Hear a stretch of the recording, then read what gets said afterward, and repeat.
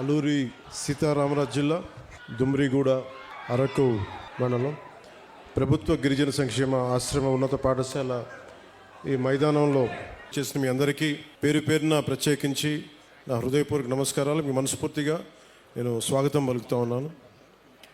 అలాగే వేదిక పైన ఆశీనులైన గౌరవ గిరిజన సంక్షేమ శాఖ మహిళా శిశు సంక్షేమ శాఖ మార్చలు జిల్లా ఇన్ఛార్జ్ మంత్రివర్యులు శ్రీమతి గుమ్మడి సంజారాణి గారికి హృదయపూర్వక నమస్కారాలు. శ్రీ వేపాడ చిరంజీవి గారికి గౌరవ శాసనమండలి సభ్యులు మరియు విప్ డాక్టర్ గుమ్మ తనూజారాణి గారు గౌరవ ఎంపీ అరకు, అలాగే పిడుగు హరిప్రసాద్ గారు గౌరవ శాసనమండలి సభ్యులు మరియు విప్, గాదే శ్రీనివాసులు నాయుడు గారు గౌరవ శాసనమండలి సభ్యులు, అలాగే రేగం మత్స్యలింగం గారు గౌరవ ఎమ్మెల్యే అరకు వ్యాలీ, శ్రీ పంచకల రమేష్ బాబు గారికి గౌరవ శాసనసభ్యులు పెందుర్తి, శ్రీ సుందరపు విజయ్ కుమార్ గారికి గౌరవ శాసనసభ్యులు ఎల్లమంచిలి, నిమ్మక జయకృష్ణ గారికి పాలకొండ శాసనసభ్యులు గౌరవ శాసనసభ్యులు, కిదారి శ్రావణ్ కుమార్ గారు chairman AP గిరిజన్ cooperative corporation, Shri సిఆరి దోను దొర గారు జోనల్ చైర్మన్ ఏపీఎస్ఆర్టీసీ విజయనగరం, శ్రీమతి జల్లిపల్లి సుభద్ర గారు జడ్పీ చైర్మన్ విశాఖపట్నం, శ్రీమతి సిహెచ్ జానకమ్మ జడ్పీటీసీ దుబ్బిగూడ, శ్రీమతి ఎం గీత ఎంపీటీసీ పోతంగి, శాంతికుమారి గారికి సర్పంచ్ మాతం, శ్రీ వెంకట్రావు గారు సర్పంచ్ పోతంగి మండలం పోతంగి గ్రామం, ఉమామహేశ్వరరావు గారికి కాఫీ బోర్డు మెంబర్, కృష్ణారావు గారు director TRICOR AP schedule tribe cooperative finance corporation limited. ఇక్కడికి వచ్చి విచ్చేసిన ప్రజాప్రతినిధులందరికీ పెద్దలకి నా హృదయపూర్వక నమస్కారాలు. 3 నెలల క్రితం నేను చెప్పాను మళ్ళీ ఇంకొకసారి మన రోడ్ల గురించి మళ్ళీ ఇంకొకసారి వస్తానని చెప్పి ఆ మాటను నిలబెట్టుకునే క్రమంలోనే నేను ఇక్కడికి వచ్చాను మీకోసం. అంటే ఇది ప్రత్యేకించి ఈరోజు ఈ అడవి తల్లి బాట ఈ కార్యక్రమానికి చాలా సంవత్సరాలుగా ఎప్పుడు డోలీల్లో ముఖ్యంగా మన అరకు అల్లూరి సీతారామరాజు జిల్లా ఇలాంటి మన గిరిజన ప్రాంతాల్లో సరైన రహదారులు లేక ఇంకా డోలీల్లో కొంచెం ఇబ్బంది పడుతూ ఉంటారు. రహదారి సౌకర్యం లేదు, డోలీ మోతలు తప్పట్లేదు, గర్భిణీ స్త్రీలకు కానీ ఏదైనా కష్టాల్లో ఉన్నా ఏదైనా ఎనీ అంటువ్యాధులు కలరా లాంటివి వచ్చినా కానీ ఇవన్నీ చూసి మనకి ప్రత్యేకంగా రోడ్లు ఉండాలి.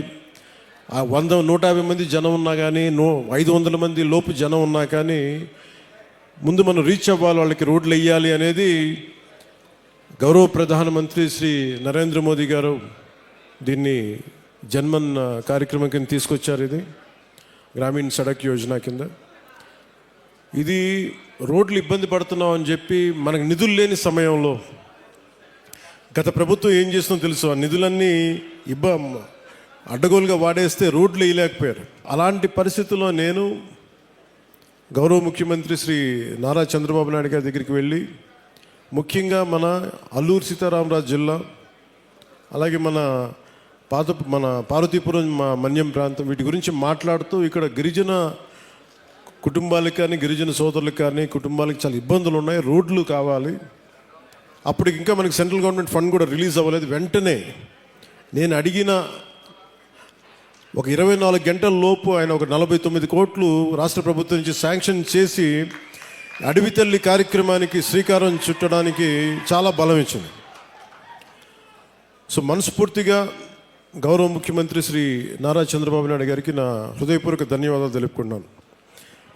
ఈ అడవి తల్లి బాట అంటే నేను దారిలో వస్తూ ఉంటే ఒక్కొక్క ఊర్లు ఎలా ఉన్నాయి అన్నీ చూసుకుంటూ ఉంటే మన విశాఖపట్నం ఎయిర్పోర్ట్లోంచి దిగి మన అరకుకు వస్తూ ఉంటే చుట్టూతా కొండలు, లోయ ప్రాంతం, జీడి తోటలు, టేకు వృక్షాలకి అల్లుకున్న తీగలు, మధ్యలో నివాసాలు, రిసార్ట్లు, ఒకవైపేమో ఆకుల్ని రాలిపోతూ మూడివరైన వృక్షాలు ఒకవైపు కనిపిస్తూ ఉంటే ఇంకోవైపు పచ్చదనంతో చిగురిస్తున్న వృక్షాలు, ఒకవైపు ఆకులు రాలే ఒకవైపు ఉంటే ఇంకోవైపు పచ్చదనంతో వసంతంతో చిగురిస్తున్న వృక్షాలు ఒకవైపు, రహదారికి 2 వైపులా, అలాగే ఒకవైపు పచ్చటి ఎట్లా ఉన్నాయంటే పట్టు మన చెట్లు బలంగా రాళ్ళకి రోడ్డుకి ఇరువైపున రాళ్ళకి చెట్లు తమ బలమైన వేళ్లతో రహదారికి ఇరువైపులా ఉన్న రాళ్ల మీద పట్టు బిగించి తమ ఉనికిని బతికే హక్కుని చూపిస్తున్నాయి. అంటే అడవి తల్లి ఎంత బలమైందంటే అడవిని నమ్ముకుంటే మనకి బొవ్వ పెడద్ది, నీడనిస్తుంది, ఆధారం ఇస్తుంది. అలాంటి అడవి తల్లికి ఏం చేయగలం అనేది గుర్తుకి ఈ పథకానికి అడవి తల్లి బాట అనే పేరు పెట్టాం. అంటే మనకి అడవి తల్లి, నాకు అడవి మీద అత్యంత అపారమైన గౌరవం, అపారమైన ప్రేమ, ప్రకృతి మీద అపారమైన ఇష్టం. అలాంటి అడవి తల్లి బిడ్డలకి మేము ఈ రోజున అడవి తల్లి బాటకు శ్రీకారం చుట్టాం. మనస్ఫూర్తిగా మీ అందరికీ ఇక్కడికి వచ్చినందుకు మీ అందరికీ మరోమారు ధన్యవాదాలు తెలుపుకుంటా ఉన్నాను.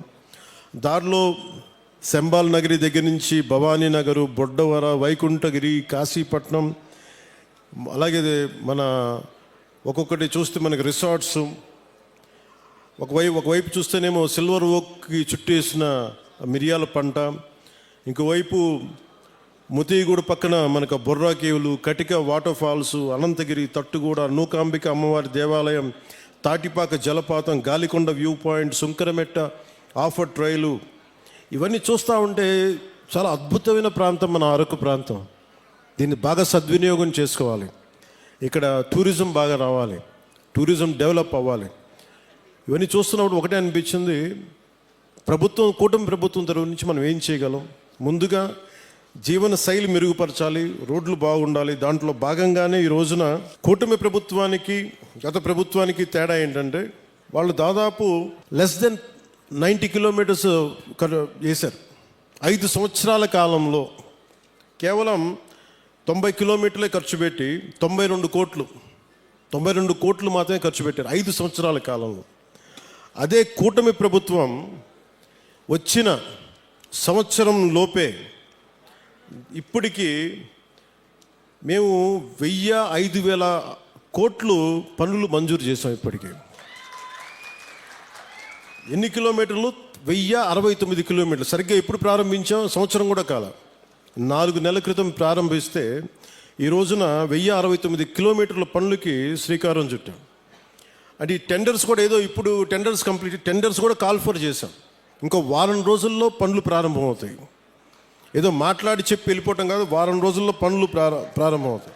అంటే ఎవరికి ముందుగా ఈ రోడ్లు అంటే, ఎవరికైతే అత్యంత particularly vulnerable group, tribal groups ఉన్నాయో వాళ్ళకి చేరటానికి, వాళ్ళకి చేరువవ్వడానికి, వాళ్ళకి చిన్నపాటి సౌకర్యం కల్పించడానికి మా ప్రయత్నం. కూటమి ప్రభుత్వానికి ఇక్కడ ఓట్లు రాలేదు. ఓట్లు పడకపోయినా మీకు బాగోగులను చుట్టానికి మేము ఉన్నాం. ఇక్కడ ఓట్ల కోసం రాలేదు. ఓట్ల కోసమే అయితే నేను ఇక్కడ అరకు ఎంపీ గారి పేరు నేను చెప్పక్కర్లా, అరకు ఎమ్మెల్యే గారి పేరు నేను చెప్పక్కర్లా ఇక్కడ. కానీ ఇది ప్రభుత్వం, పార్టీలు మారుతూ ఉంటాయి, కొత్త ప్రభుత్వాలు వస్తుంటాయి, కానీ మనం ఎవరు శత్రువులం కాదు.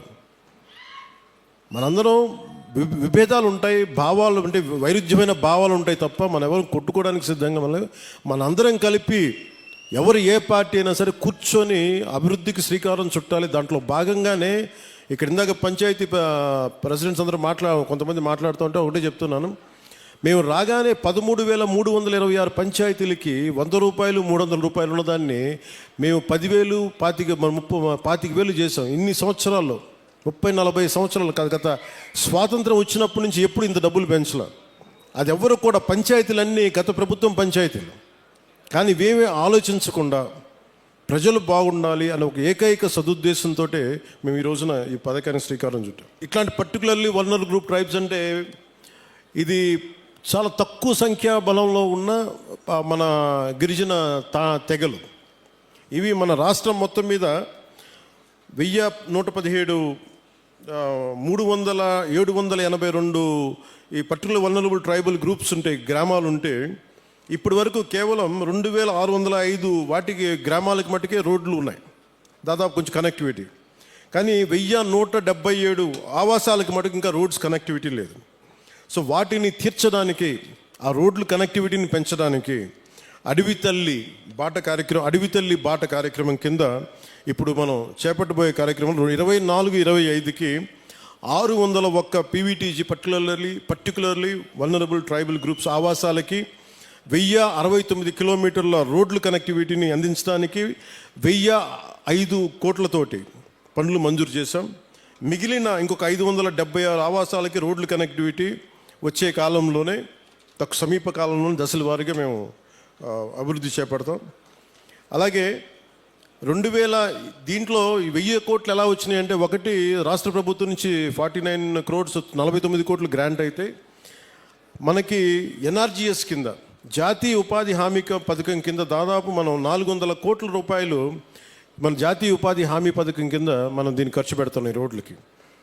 అలాగే పిఎం జన్మన్ కింద 555.61 కోట్లతోటి 206 రోడ్లకి 239 ప్రైవేట్ మన ప్రిమిటివ్ వల్నరబుల్ ట్రైబల్ గ్రూప్స్తో పాటు ఇంకొక 206 రోడ్ల ద్వారా 612.72 కిలోమీటర్లకు పొడవున్న 206 రోడ్ల ద్వారా 555.61 కోట్లతోటి మంజూరు చేశాం. ఇది మీకు ఇందాక చెప్పినట్టుగానే డబ్బులు ఎక్కడ ఖర్చు పెట్టాలి, ఎక్కడ ఖర్చు పెట్టకూడదన్న ఒక బాధ్యతతోటి కుటుంబ ప్రభుత్వం చాలా బాధ్యతగా ఉంటుంది. 175 స్థానాలకి 164 స్థానాలు గెలుచుకోగలిగాం. 21 ఎంపీస్ని కొట్టగలిగామంటే మీరు మా మీద పెట్టిన నమ్మకం. మీ నమ్మకాన్ని మేము అమ్ము చేయకూడదని చెప్పి ఈ రోజున ఓట్లు వెయ్యని అల్లూరు సీతారామరాజు జిల్లాలో ఓట్లు పడని మనకి పార్వతీపురం మన్యం ప్రాంతంలో మేము తిరిగి రోడ్లు ఎందుకు వేస్తున్నామంటే, మాకు తనా మనా భేదం లేదు. మీరు ఓటు బ్యాంకా కాదా అని కాదు, మీరు మా వాళ్ళ కాదా, మా గుండెల్లో పెట్టుకుంటాము. అలా ఇందాక కోడి తెగకు చెందిన గిరిజన మహిళలు చేసిన దింసా నృత్యం చాలా అద్భుతంగా ఉంది. వారికి నా ప్రత్యేక ధన్యవాదాలు తెలియజేసుకున్నాను. అలాగే కువి లాంగ్వేజ్లో కువి భాషలో నేను మాట్లాడాను. అంటే వాళ్ళు నేర్చుకొని కొంత అక్కడ పెద్దపాడుకు చెందిన శ్రీమతి మ్యాగీ గారు కొన్ని గ్రామ సమస్యలను నా దృష్టికి తీసుకొచ్చారు. అలాగే ప్రైమరీ స్కూల్లో పెద్దపాడు టీచర్ రంగయ్య గారు ప్రత్యేకించి పిల్లలకి ఎలా పాఠాలు చెప్తారో చెప్పి చాలా అద్భుతంగా చేశారు. చాలా అలాగే వర్షాలు పడుతున్న సమయంలో మాకు స్కూల్కి నీళ్లు గారిపోతున్నాయంటే వెంటనే అతి సమీపంలోనే అంటే వెంటనే 12 పనులు అడిగారు. ఆ 12 పనులని మంజూరు చేశాం. అది కూడా మీ దృష్టికి తీసుకొస్తా ఉన్నాను. 2018లో నేను ఇక్కడ ప్రత్యేకించి అరకు ప్రాంతంలో తిరిగాను. ఇక్కడ అరకు ప్రాంతంలో తిరుగుతున్నప్పుడు చాలామంది యువత ఆ రోజుల్లో కూడా నాకు గంజాయి ఎక్కువగా వెళ్ళిపోతున్నారు, యువత గంజాయి సాగుకి వెళ్ళిపోతున్నారు, దాన్ని నలిగిపోతున్నారు జీవితంలో. నేను ఒకటే చెప్పాను ఆ రోజు కూడా, మన అరకు మన పాడేరు సెంటర్లో కూడా చెప్పాను. గంజాయి అనేది మటుకు ప్రత్యేకించి అది ఒక సామాజిక రాజకీయ సమస్యగానే చూడాలి, ఆర్థిక సమస్యగా చూడాలి తప్ప దానిని కక్ష సాధింపుగా ఉండకూడదు. దాన్ని దయచేసి ఆ రోజైతే ఏం చెప్పాను, ఈరోజు కూడా అదే చెప్తున్నాను. యువత దయచేసి గంజాయి సాగు వైపు కానీ గంజాయి వ్యసనాలకు మటుకు లోనవ్వకండి. ఎందుకంటే తప్పుడు దారిలో వెళ్తే ఏదో ఒక రోజు మనం ఇబ్బంది పాలైపోతాం. వ్యసనాలకి బానిస అయితే మటుకు ఒళ్ళు పాడైపోద్ది, కుటుంబాలు ఛిద్రం అయిపోతాయి. ఇవన్నీ దృష్టిలో పెట్టుకొని మీరు ఒకసారి ఆలోచించి ఆల్టర్నేట్ ఏం చేయాలి. టూరిజంని డెవలప్ చేస్తున్నాం, యువత అంతా టూరిజం వైపు వెళ్ళండి. ఎందుకంటే పరిశ్రమలు పెట్టడానికి కూడా కొంచెం ఇబ్బంది ఉంటుంది. ఇందాక చాపరాయి దగ్గర బ్రిడ్జి అడిగారు, గ్రామాలకు వెళ్ళడానికి ఇబ్బందిగా ఉన్నాయనేది. ఒకటి నేను మీకు ఈరోజు మాటిస్తున్నాను, ఆ బ్రిడ్జి ఎలా ఉండాలంటే పర్యావరణాన్ని ఇబ్బంది కలిగించకుండా, చూడటానికి కొండలు మధ్యలో ఏ అడ్డంకి లేకపోతే చాలా అందంగా ఉంటుంది విజిటర్స్కి రావడానికి కానీ టూరిజం కానీ.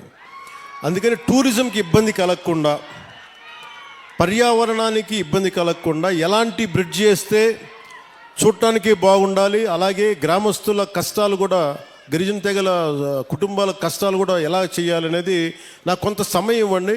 కానీ నేను అందుకే నడిచాను, ఆ నీళ్ళలో జారిపోతూ ఉంది, రాళ్ళ మీద, ఆ చాపరాయి మీద, ఆ గడ్డ మీద నడుస్తూ ఉంటే జారిపోతూ ఉంది. అందుకని నేను అర్థం చేసుకున్నాను నా కష్టాలని.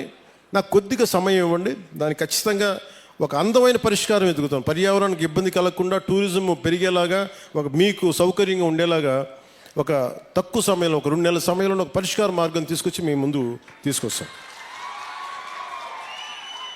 ఒకసారి పెద్ద పనులు చేయడం వీటన్నిటికంటే కూడా చిన్న చిన్న కష్టాలు ఇంకొకరికి ఆనకపోవచ్చు. ఆ కష్టం, నా కష్టం కూడా ఎప్పుడు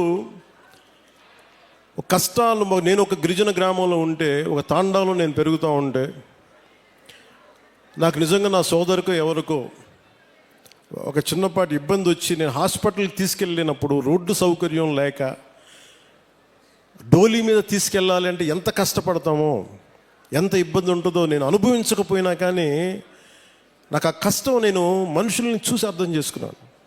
అందుకనే మనం రాగానే ముఖ్యమంత్రి చంద్రబాబు గారు దాదాపు 49 కోట్లు ఇస్తే వెంటనే మేము చేయగలిగింది ఏంటంటే, వెంటనే ఈ మన అనంతగిరి మండలంలో ఒక పర్టికులర్ గ్రామానికి వెళ్ళి అక్కడ సకాలంలో పొలంగూడ గ్రామానికి, మనకి శ్రీకాకుళం జిల్లా కొత్తూరు మండలం గొట్టుపల్లి నుండి పొలంగూడ గ్రామానికి నూతనంగా కొత్తగా బీటీ రోడ్డు నిర్మాణం చేపడితే మొదటిసారి ఆ గిరిజన గ్రామంలో అంబులెన్స్ కూత వినిపించింది. సకాలంలో సరైన సమయానికి అంబులెన్స్ రావడంతో ఒక గిరిజన గర్భిణీ మహిళ సకాలంలో ఆసుపత్రికి చేరి ఒక ఆరోగ్యవంతమైన శిశువుకి, ఒక బిడ్డకి జన్మనిచ్చింది. ఈ రహదారి ద్వారా 6 గిరిజన ఆవాసాల గ్రామాలకు చెందిన 1260 మంది డోలీ మోతల నుంచి విముక్తి పొందారు. ఇది ఒక అద్భుతమైన, ఒక 10,000 మందికి పనిచేసేది కాకపోవచ్చు, ఒక డబ్బులు రాకపోవచ్చు, ఓట్లు రాకపోవచ్చు, దానివల్ల ఆదాయం డబ్బు ప్రభుత్వానికి రాకపోవచ్చు, కానీ మీ కష్టంలో మేము ఉన్నాం. మా కూటమి ప్రభుత్వం ఇది మంచి ప్రభుత్వం, ఆ ప్రభుత్వాన్ని కూడా నేను వాటన్నిటికంటే కూడా మీకు అండగా నిలబడే ప్రభుత్వం కూటమి ప్రభుత్వం. నేను ప్రత్యేకించి ఈరోజు మిమ్మల్ని కోరుకుంటుంది, 2018లో నేను ఇక్కడ తిరిగాను పోరాట యాత్ర. అప్పుడు అన్ని కష్టాలను చూశాను. ఎందుకంటే నేను కార్యకర్తలకు కూడా, జనసేన నాయకులకి, జనసేన కార్యకర్తలకు అప్పటికీ చెప్పాను, ఇప్పటికీ చెప్తున్నాను. అలాగే మన కూటమి నాయకులందరితో కూడా నేను ఈ భావాల్ని పంచుకుంటా ఉన్నాను. మనం కనుక ప్రజలతో మమేకమై తిరిగి కష్టాలని, వాళ్ళు ఏం కష్టాలు పడుతున్నారో మనం నిజంగా చేయగలిగితే, నాకు ఆ మనసు నలిగిపోయిన 2018 పోరాట యాత్ర అప్పుడు, అరే నా చేతిలో అధికారం లేదు, కనీసం చిన్నపాటి ఒక ఆడబిడ్డకి కన్నీళ్ళు తుడిచిండే శక్తిని ఇవ్వు భగవంతుడాన్ని కోరుకుంటే, ఆ రోజు పరమశివుడు అనుగ్రహించి, నూకాలమ్మ అనుగ్రహించి, మోదమాంబ అనుగ్రహించి, ఈ రోజున కూటమి ప్రభుత్వాన్ని ఈ రోజున మాకు అధికారం ఇచ్చి, వాళ్ళ అధికారం ఇవ్వడం వల్ల మీ ఆశీస్సులు అంటే ఎంత బలంగా కోరుకున్నామో ఆ రోజున, ఈ రోజున మేము దాదాపు 1,005 కోట్లు, అంటే దాదాపు 1000 కోట్ల పైన డబ్బులు 1050 కిలోమీటర్ల రోడ్డుకి వేయగలుగుతున్నాం. రోడ్లు వేయటమే కాదు, మీ జీవితాలు కొంత మెరుగవుతాయి, కొంత ట్రాఫిక్ పెరుగుతుంది, కొంత మనకి టూరిజం డెవలప్మెంట్ ఉంటుంది. వీటన్నిటిని దృష్టిలో పెట్టుకొని ఇవన్నీ చేస్తూ ఉన్నాం. నేను ఈ రోజున ప్రత్యేకించి దారి పొడుగుతా చూస్తుంటే ఇంత సుందరమైన అరకుని దేశం మొత్తం వచ్చేలాగా చేయాలి. అలాగే ఏం చేయాలని కూర్చోబెట్టి టూరిజం శాఖ మంత్రివర్యులతో మాట్లాడతాను, శ్రీ కందుల దుర్గేష్ గారితో, గౌరవ ముఖ్యమంత్రి గారితో మాట్లాడతాను, సంబంధిత జిల్లా అధికారులతోటి, కలెక్టర్ గారితో మాట్లాడి మీకు అభివృద్ధిలో ఇక్కడున్న యువత గంజాయి వైపు కాకుండా మీరు టూరిజం వైపు వెళ్ళాలి, సేవలు, మీరు సర్వీస్ సెంటర్స్ పెట్టుకోవాలి, ఇక్కడ కూర్చోబెట్టి చిన్న హోటల్స్ నడుపుకోవాలి. మీకు ఏదైనా స్థలాలు ఉంటే మీరు అక్కడ కూర్చోబెట్టి కొంచెం ఓపెన్ క్యాంప్స్ పెట్టుకునేలాగా, 10 డబ్బులు వచ్చేలాగా, కొంతమందికి వృత్తి ఉపాధి వచ్చేలాగా ఖచ్చితంగా కృషి చేస్తాం. అలాగే ఇందాక కలెక్టర్ గారు మాట్లాడుతా, ఇప్పటికీ 2,25,000 కాఫీ తోటలు ఉన్నాయి. ఇంకో పట్టులకి జిరాయితీ పట్టాలు కానీ, లేదంటే పోడు పట్టాలు కానీ కలిపి ఇంకొక 1,00,000 పైన మేము ఎకరాల్లో కాఫీ తోటను సాగు చేయాలనుకుంటున్నాం. దీనికి కాఫీ తోటలు పెంచాలంటే ఎత్తైన చెట్లు, వృక్షాలు కావాలి. అందుకని ప్రత్యేకించి అలాంటి వృక్షాలు పెంచాల్సిన చోట దాన్ని ఉద్యానాలని పెంచే దాంట్లో జాతీయ ఉపాధి హామీ పథకానికి ఆ పథకం దీని కింద వర్తిస్తుందా అని అడుగుతారు. ఖచ్చితంగా దాన్ని పరిశీలించి, ఇక్కడ అంటే నా భయం ఏంటంటే, ఒకటి సిల్వర్ ఓక్ ఎప్పుడు కూడా వల్నరబుల్ టు ఫారెస్ట్ ఫైర్స్, అంటే ఎక్కువ మంటలు రగుల్చుకునే అవకాశం ఎక్కువ ఉంటుంది. అది స్థానికమైన చెట్టు కాదు. సో ఇప్పుడు వేసేసాం కాబట్టి మనం ఏం చేయలేం. కానీ భవిష్యత్తులో కలెక్టర్ గారికి కూడా, మన పంచాయతీరాజ్ శాఖ ప్రిన్సిపల్ సెక్రటరీ గారికి కూడా, అలాగే ఇక్కడ ఉన్న ఫారెస్ట్ అధికారులకు కూడా, మీరు సిల్వర్ ఓక్ వేసేటప్పుడు దానికి ఆల్టర్నేట్ దయచేసి కొత్తగా, ఫాస్ట్గా, తొందరగా ఎదిగా ఏవో ఆలోచించండి. ఖచ్చితంగా 1,00,000 ఎకరాలు కాఫీ సాగు ఉంటే, కాఫీ బోర్డు నిర్ణయించుకుంటే ఖచ్చితంగా దాన్ని మరింత ఆదాయం పెరుగుద్ది, మరింత మనకి యువతకి ఉపాధి అవకాశాలు ఉంటాయి. దీన్ని దృష్టిలో పెట్టుకొని పర్యావరణానికి, ఎందుకంటే ఎసిడిక్ ఎక్కువైపోద్ది, మన సాయిల్లో ఎసిడిటీ పెరిగిపోద్ది ఈ సిల్వర్ ఓక్ వేస్తే. అది మన నేటివ్ ప్లాంట్ కాదు. అందుకనే పనస కానీ, మామిడి కానీ, ఇంకా తొందరగా ఎదిగే మొక్కలు ఏమున్నాయి, వీటన్నిటి వృక్షాలు ఏమున్నాయి, వీటిని దృష్టిలో పెట్టుకొని ఖచ్చితంగా కలెక్టర్ గారు అడిగిన ఈ ప్రతిపాదనని ముందుకు తీసుకెళ్తాం. ఖచ్చితంగా 1,00,000 ఎకరాల్లో కాఫీ తోటని ముఖ్యమంత్రి గారు తెలియజేశారు. ఖచ్చితంగా దీన్ని సాధిస్తామని మీ అందరికీ తెలియజేసుకుంటాం. సో మీ అందరికీ మరోమారు ఇంకా బస్తర్లోనూ ఇక్కడంతా ఇంకా మనకి చిల్లంగి అని చేస్తారంట.